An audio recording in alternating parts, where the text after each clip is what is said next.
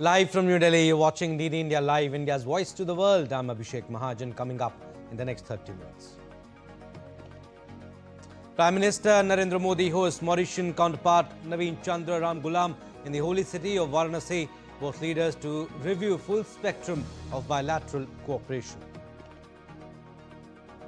India urges citizens to avoid joining a Russian army, takes up the matter with concerned authorities. MEA in touch with Russia to bring back Indians caught in battlefield. Normalcy returning to Nepal after days of protest. Talks to give formal recognition on Gen Z's proposal for leadership to interim government to be held today. Poland warns of open conflict risk after alleged Russian drone intrusion.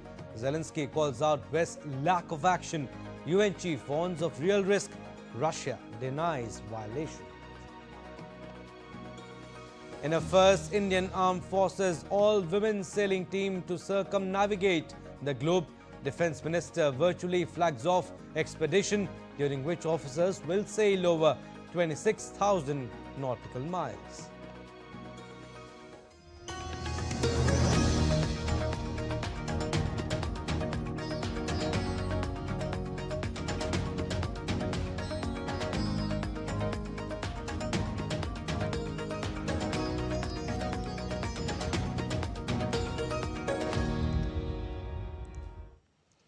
Prime Minister Modi hosted his Mauritian counterpart Naveen Chandra Ram Ghulam in the holy city of Varanasi today. Both the leaders holding bilateral talks, further strengthening civilizational connect, spiritual bond and deep-rooted people-to-people ties that have shaped this special and unique relationship between India and Mauritius. And ahead of the bilateral meeting, Foreign Secretary Vikram Misri called on visiting Mauritian Prime Minister Naveen Chandra Ram Ghulam. The two leaders discussed multifaceted partnership and reaffirmed commitment in strengthening India-Mauritius enhanced strategic partnership anchored in shared history, culture and people-to-people ties. Upon his arrival in his constituency, Varanasi, Prime Minister Narendra Modi got a rousing welcome. Chants of Modi, Modi echoed the atmosphere. People glued along the roads to take a glimpse of his beloved leader.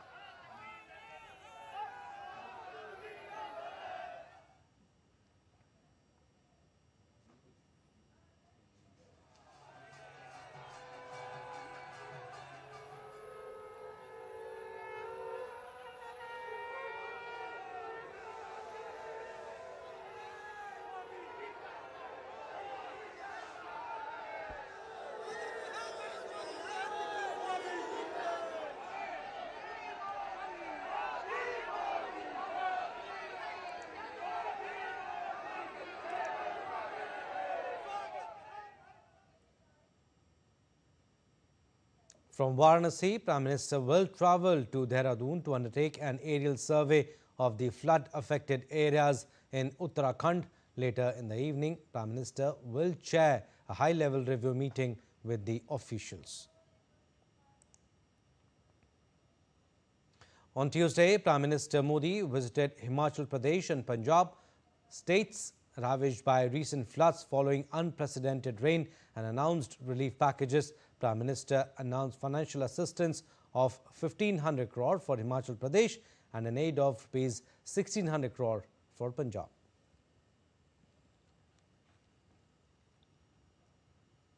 And India has taken up the matter of recruitment of Indians in Russian army with the concerned authorities. In response to media queries, official spokesperson of the Ministry of External Affairs, Randeep Jaiswal, said, and I quote, "We have seen reports about Indian nationals having been recruited recently into the Russian army. Government has on several occasions over the past 1 year underlined the risks and dangers inherent in this course of action and cautioned Indian citizens accordingly. We have also taken up the matter with Russian authorities, both in Delhi and Moscow, asking that this practice be ended and that our nationals be released. We are also in touch with the families of the affected Indian citizens. We once again strongly urge all Indian nationals to stay away from any offers to join the Russian army, as this is a course fraught with danger, unquote. And to facilitate passengers who have been stranded due to recent developments in Nepal, Air India began operating special flights for 2 days from Wednesday from Delhi to Kathmandu and back. Air India's scheduled operations will also resume from today. The airline thanked the government and other agencies for the quick coordination to facilitate this in the interest of our passengers. Passengers are requested to check the status of their flights online before proceeding to the airport. For further assistance, passengers can contact Air India's 24/7 call center.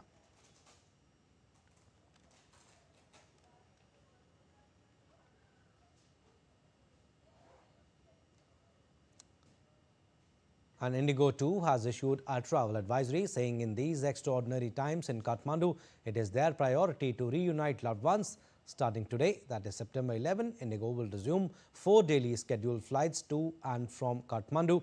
In addition, subject to regulatory approvals, 2 special relief flights will operate the same day, dedicated to bringing our customers home safely.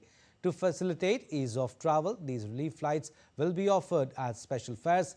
Indigo said that passengers' safety and peace of mind remain at the heart of every step that they take.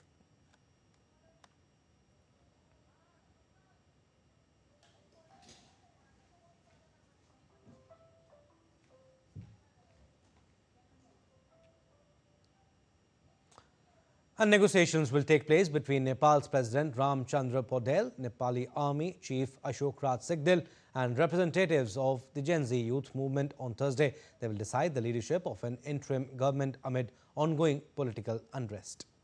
Key demands include establishment of a system for directly elected executives, the election of federal parliament members from the Gen Z generation, and the investigation of assets of all officials who have held public office since 1989.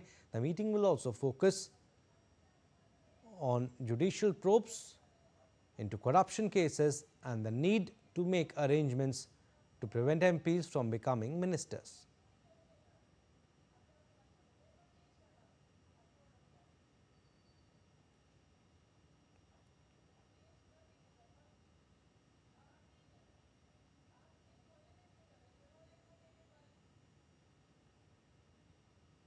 The Gen Z representatives have also chosen former Chief Justice of Nepal, Sushila Karki, as their sole nominee for the position of interim Prime Minister.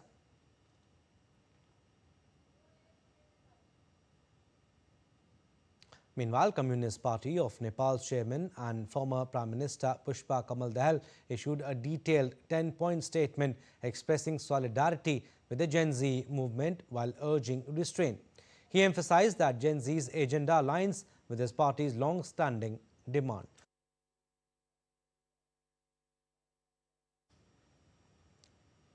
And based on the security situation, Nepali Army informed that the prohibitory order and curfew have been extended in Kathmandu, Lalitpur and Bhaktapur districts until 6 a.m. on Bhadra 27-2082, that is Friday, September 12. However, essential service vehicles and institutions can operate to make people's lives easier. Nepali Army have urged people to work in small groups, although curfew will be off from 6 a.m. to 9 a.m. and 5 p.m. to 7 p.m. on Thursday to manage daily necessities.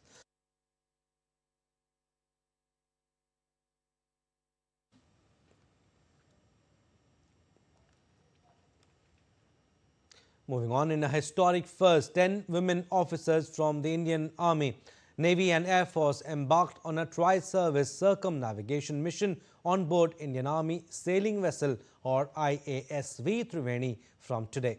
Defence Minister Rajnath Singh virtually flagged off the expedition, which will cover 26,000 plus nautical miles. The team of women officers will be crossing the equator twice and rounding the 3 Great Capes, braving the world's toughest oceans, including the Southern Ocean and Drake Passage. This all-women expedition is not just about sailing.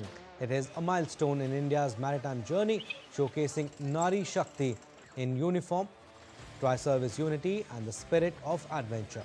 IASV Triveni, a 50-foot yacht built indigenously in Puducherry, is an embodiment of Atmanirbhar Bharat. Equipped with modern navigation and communication systems, it has already logged 10,000 nautical miles in training and is now set to take on the global challenge.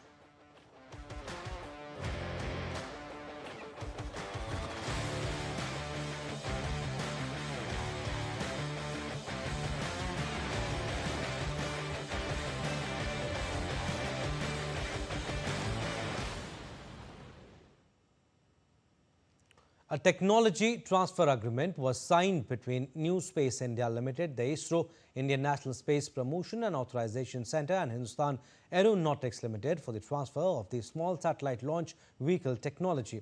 Developed by ISRO, the SSLV is designed as a quick turnaround, on-demand launch vehicle that can be efficiently scaled for industrial production.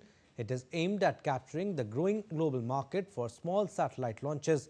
The vehicle can be launched from Sriharikota for inclined orbits and from the upcoming launch site at Kulasekara Pattinam for polar orbits. ISRO has mentioned that the agreement marks a major milestone in nation's space sector reforms, paving the way for commercialization of SSLV. Its successful deployment is expected to strengthen the Indian space ecosystem while catering to both domestic and international demand for small satellite launch service. And India's Railway Minister Ashwini Vaishnav arrived in Jaipur on a one-day visit to review the redevelopment work of railway stations in Rajasthan. Railway Minister Ashwini Vaishnav reached Jaipur's Khatipura railway station by train from Delhi, where a large number of citizens gathered to welcome him. During his visit, the minister reviewed the redevelopment work of railway stations in Rajasthan. He mentioned efforts are being made to introduce new trains for the state, including Vande Bharat services from Delhi to Jodhpur, Bikaner and Jaisalmer. Plans are also underway to start an overnight train from Jaisalmer.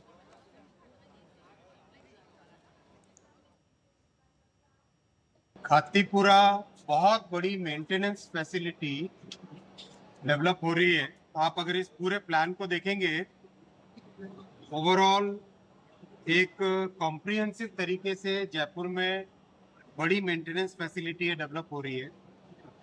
Daily यहाँ पर 12 से 18 गाड़ियाँ maintain हो सके ऐसी व्यवस्था की जा रही है। इसमें वंदे भारत भी मेंटेन होगी और कई दूसरी तरह की गाड़ियाँ मेंटेन होंगी।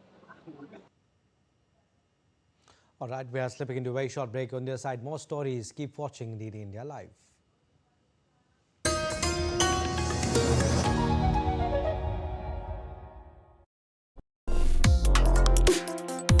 Complex issues, hidden agendas, twists and turns, strategic games.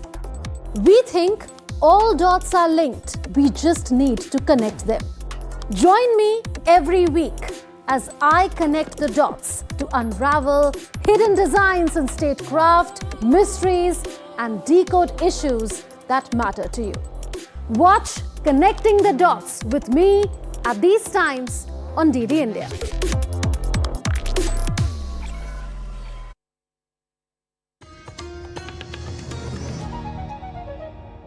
Welcome back. You're watching DD India Live. I'm Abhishek Mahajan. Some more stories.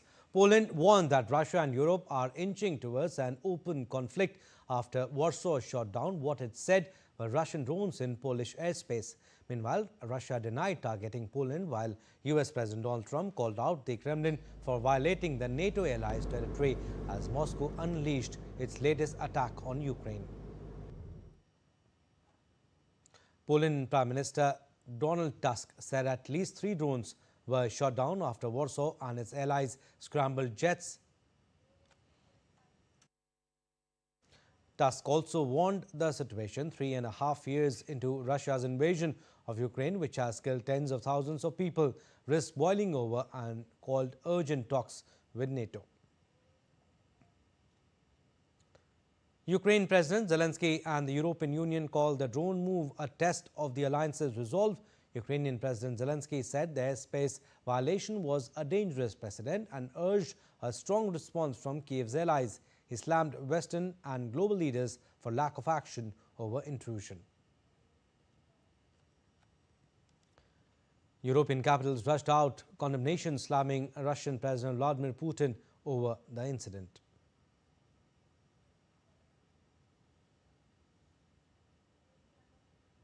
Now, Qatar hit back at Israeli Prime Minister Benjamin Netanyahu in a strongly worded statement early on Thursday, describing his remarks about the Gulf countries' hosting of a Hamas office as reckless. The heated exchange came a day after Israel attempted to kill Hamas political leaders in an airstrike on Qatar on Tuesday. On Wednesday, Netanyahu warned Qatar to either expel Hamas officials or bring them to justice, because if you don't, we will, quote unquote. He also accused Qatar of providing safe haven and financing to Hamas.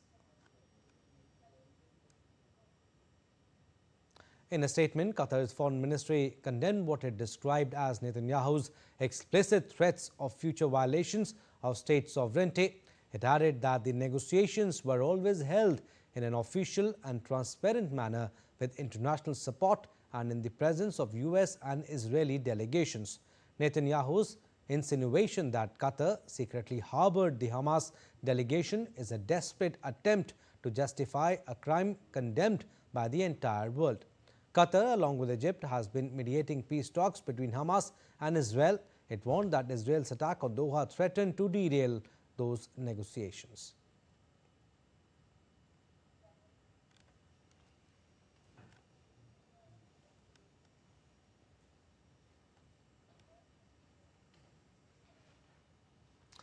And US right-wing activist and commentator Charlie Kirk, an influential ally of President Donald Trump, was fatally shot in the neck on Wednesday at an event at a Utah university.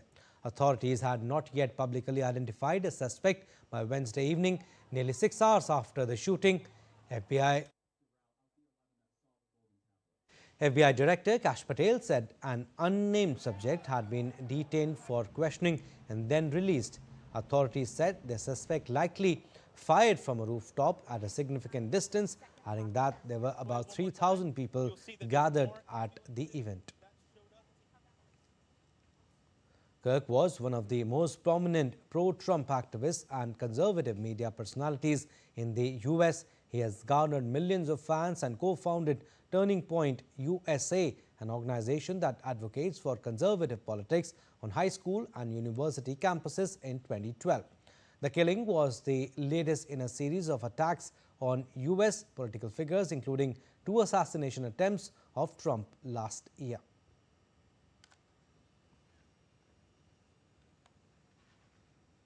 Sports updates now. India's emerging table tennis talent showcased their skill at the National Ranking Table Tennis Championship.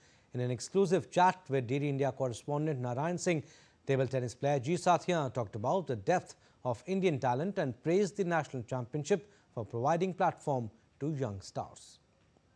In the recent years, Indian table tennis has displayed a decent progress. And right now, I am joined by Satyan, who is India's top-notch table tennis player.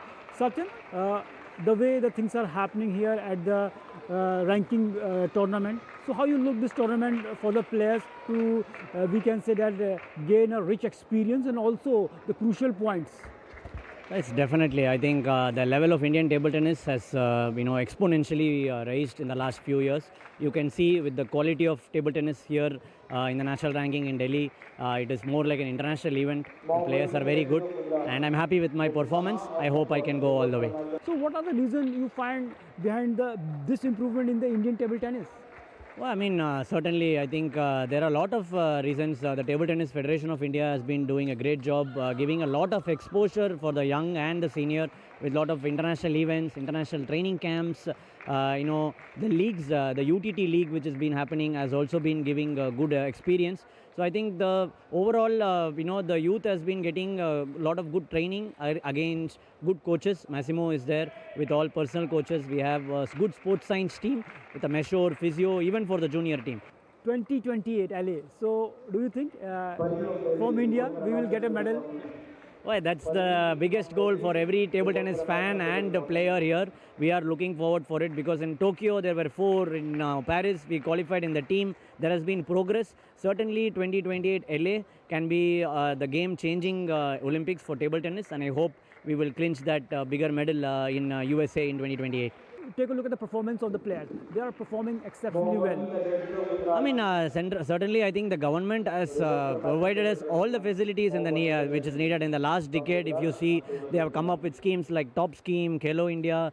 They are doing a lot of events, which like in the National Sports Day, there was sports has become mainstream now. It was more extracurricular. Now sports, everyone is seeing the respect we get, the support we get.